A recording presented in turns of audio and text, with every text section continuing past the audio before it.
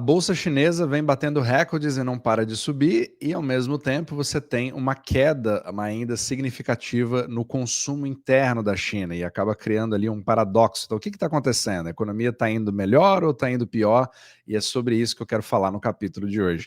Antes de começar, toda vez que eu faço um capítulo sobre a China, você sempre tem aquele argumento: não, você não está entendendo, você precisa ver a China com uma lente que não é a ocidental, ela é totalmente diferente, as análises macroeconômicas não se aplicam para a China. E também é difícil você arranjar algum tipo de fonte que seja confiável. Hoje, para mim, uma das melhores que tem é da GavCal, que é uma empresa de research feita ali por europeus e chineses, né, dentro tanto de Hong Kong quanto na China mainland, e eles têm artigos sensacionais. Não sou pago por eles nem nada, eu consumo bastante da inteligência deles, e é exatamente a empresa do Louis Gavi, eu já citei ele várias vezes aqui nesse podcast. Então eu vou falar sobre 2 artigos que eles falaram, que eles lançaram recentemente, falando dos dados da China de agosto, que mostram ali um esfriamento generalizado da demanda interna. Então você tem a produção industrial, que o crescimento ficou em 5,2 contra 5,7 em julho, e aí a inflação, né, o núcleo do CPI subiu levemente ali para 0,9, só que o crédito privado desacelerou para 5,8%. As exportações também ficaram ali meio que congeladas ou até caindo, né? Então o crescimento caiu para 4,8% em RMB, né? Depois de 8% em julho. Então ela vem caindo, na verdade não ficou nem tão congelada, ele deu uma queda. Agora, os imóveis continuam sendo um grande problema, porque as vendas caíram 11% após uma queda de 8,4% em julho. Então, essa queda está se acentuando cada vez mais, e os investimentos, né, em novos canteiros de obras também recuaram bastante. E aí você também tem um problema dos investimentos fixos, né? Tem um tombo de 7,1%, que foi pior do que a queda anterior de 5,3%. E o varejo também cresceu menos do que esperado, cresceu 3,4%, ante 3,7%, que era a expectativa. E para quem não sabe, né, eu também falo bastante sobre esse assunto. Aqui, quem me segue no Substack, né, talvez seja aqui que você esteja me assistindo, ou no YouTube também, mas se você quiser ter acesso, né, não somente esses vídeos gratuitos que eu faço de segunda a sexta-feira, como também entrando em detalhes na Universidade Omnimacro, né, para membros, onde você pode entender como que funciona realmente a macroeconomia, mecânica monetária, e como que tanto os Estados Unidos como a China geram liquidez para o mundo, você pode ver nos links da descrição abaixo. Aqui a gente também compartilha o nosso portfólio Omnimacro, que desde o dia 4 de abril vem gerando ali quase 15%, e eu publico, né, todas as movimentações para membros, mas você pode acompanhar os resultados também, isso de forma gratuita. Então todos os links na descrição abaixo. Então vamos lá, vamos continuar a ver aqui o que foi falado nesse relatório. Então a maioria dos indicadores da China, eles mostram claramente que a demanda vem ficando ou estagnada ou caindo. Então você percebe que a grande força aqui em cima, que é essa linha vermelha, ela seria a força da exportação, né, com o grande superávit da balança comercial na China, só que a demanda no resto do mundo não consegue mais segurar, então meio que chegou num nível de saturação, segundo o artigo. E aí, o que é interessante você ver aqui também é como essa linha azul, retail sales, está praticamente parado, apesar de vários esforços para poder recuperar esse consumo. E você teve vários programas de estímulo ao consumo que foram feitos, né, em Beijing, que você tinha 2 principais. Um eram subsídios de troca de bens duráveis, né? Então, ou seja, a ideia é você dar incentivos para uma família trocar de eletrodomésticos ou de carros ou bens antigos por novos, e aí você estimularia a produção industrial e também ajudaria nas vendas do varejo. Então, assim, no começo esse programa até deu um fôlego para o consumo e deu uma puxada ali nas vendas, né, para produtos maiores, bens duráveis, só que em agosto esse efeito praticamente desapareceu. Então, as vendas de itens que eram elegíveis para esse programa, né, o trade-in, já não mostravam um crescimento aí tão bom, e categorias que não estão no programa, como alimentos, né, bens essenciais, também esfriaram. Então, revelando que o problema ali que o buraco é mais embaixo, né? Então isso está muito mais ligado a um problema do mercado de trabalho fraco e a baixa renda das famílias. Então, eu não sei se você já ouviu falar nesse problema em algum lugar, né? Um país bastante conhecido que eu falo muito no podcast, que é exatamente os Estados Unidos. Então você vê os dois países em situações um pouco, obviamente, diferentes, mas que vem se assemelhando cada vez mais. É um dos temas que eu falo nesse podcast. Então é muito interessante eu ver esse contraste, né? Onde ou os Estados Unidos são os melhores do mundo e a China vai entrar em colapso iminente, ou a China, na verdade, ela está liderando absolutamente tudo e os Estados Unidos vão entrar em colapso, em isolamento. E esse tipo de análise não faz sentido, ele é literalmente uma torcida apaixonada.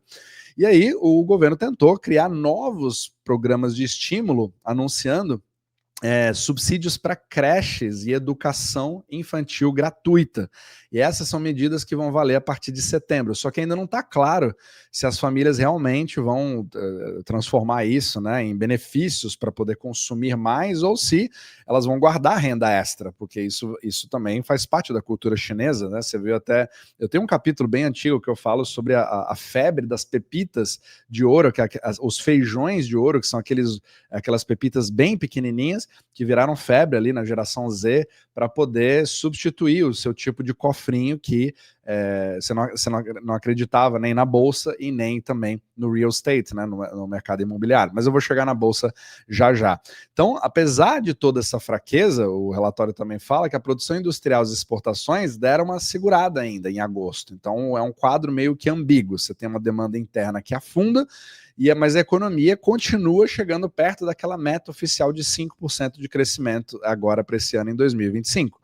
Então, o governo não está considerando como uma emergência que precisa de coisas muito drásticas, mas ela tende a adotar apenas aquelas medidas incrementais, sem grandes pacotes de estímulo. Então, essa é uma parte da história. Agora, a segunda parte é que se você olhar como é que funciona aqui a Bolsa de Valores, esse aqui é o ETF da China, né, o iShares MSCI China ETF, você vê que ele não para de subir. E é aqui que é mais um contraste, não um contraste, mas uma similaridade entre a China e os Estados Unidos, porque você tinha aquele contraste para dizer a seguinte coisa: não, os Estados Unidos, a Bolsa de Valores e o mercado financeiro não tem nada a ver com a economia real, porque ela está completamente financializada, ela não foca mais no consumo, ela não foca mais na produção real de bens tangíveis, etc. Só que agora você está vendo a Bolsa de Valores subir, com chineses abrindo cada vez mais contas em corretoras, fazendo depósitos,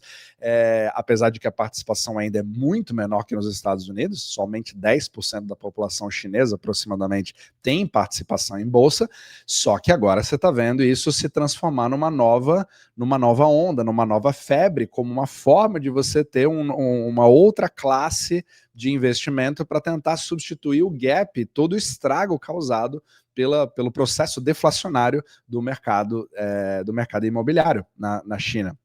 Então, você tem agora esse mega contraste, que está um rally simplesmente gigantesco. Então, enquanto a economia real perde força, a bolsa chinesa vive esse momento de otimismo. Então, o índice onshore, né, que é dentro da China, mainland, subiu ali 10% em agosto, já está com mais de 50% desde setembro do ano passado, superando literalmente todos os emergentes.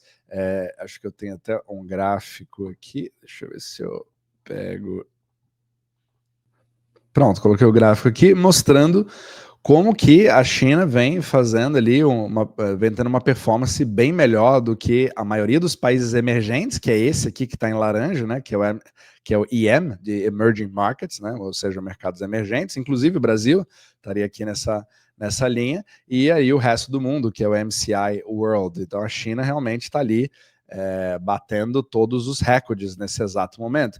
E esse rally, segundo a GovCal, ele é sustentado por duas narrativas principais. A primeira é o que eles chamam de campanha anti-involução, ou seja, é uma promessa de você conter aquele excesso de competição. O que está acontecendo na China, né? Você cria meio que um ciclo deflacionário, porque muitas das exportações que você não está conseguindo mais fazer pela desaceleração da economia global, mas ao mesmo tempo com todos os problemas em relação às tarifas, você precisa vender isso dentro da China ou em outros lugares, e você é obrigado a cortar preços para poder manter a atividade econômica, manter os seus funcionários nas fábricas, e isso cria uma espiral deflacionária. Você é obrigado a fazer uma competição de produtos de exportação que entram na China contra produtos domésticos que já têm um preço baixo. Então você é obrigado a ir para aqueles jogos vorazes, né? E todo mundo sai cortando preço para tudo quanto é lado para poder sobreviver. E o objetivo aqui é reduzir justamente essa deflação industrial e tentar melhorar um pouco as margens das empresas para elas manterem a sua sobrevivência. E a segunda narrativa é do boom da inteligência artificial, onde você tem aquelas empresas de chips, né, infraestrutura para data centers, como a Cambricon, Hygon, Innolight, Yoptolink, né, talvez sejam empresas que você nunca ouviu falar, também não tinha, viram receitas e lucros dispararem. Então, assim, apesar de toda essa euforia, você também já tem aquele receio, aquela ansiedade em relação aos riscos de você ter um crescimento tão rápido na Bolsa, que é, novamente, exatamente o mesmo tipo de... Claro, não é exatamente o mesmo tipo, mas assim, é bem parecido com a preocupação que você está vendo hoje nas Mag 7 nos Estados Unidos, na concentração, na subida enorme, né, no evaluation simplesmente gigantesco, que não justificaria se você colocar isso na base da economia real. Então, as valuations já estão bem próximas, né, dos Estados Unidos. Essa história da, entre aspas, involução pode não se traduzir, segundo a GovCal, em margens duradouras. Então, é isso que a gente precisa ver. Então, o contraste é bem claro e bem parecido com os Estados Unidos.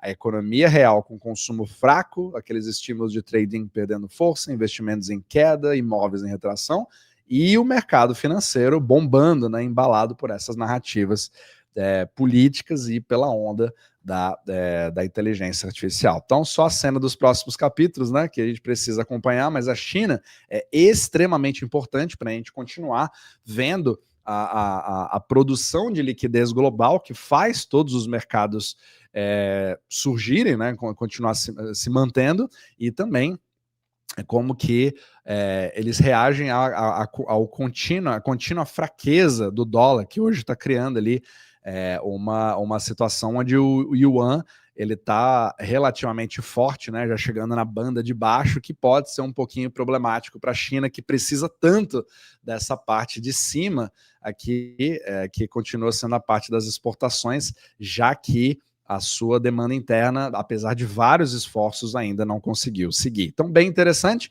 e é uma das análises que eu acho mais sóbrias, porque eles são extremamente pró-China, no sentido de que a China realmente se desenvolveu muito, passou os Estados Unidos na tecnologia, na infraestrutura, nos trens-bala, em inteligência artificial, em vários modelos, nos chips agora, né, ficando cada vez melhores, mas realmente só o tempo vai falar, criando meio que esse equilíbrio dentro do caos entre os Estados Unidos e a China. Então, espero que isso possa ter feito sentido para você.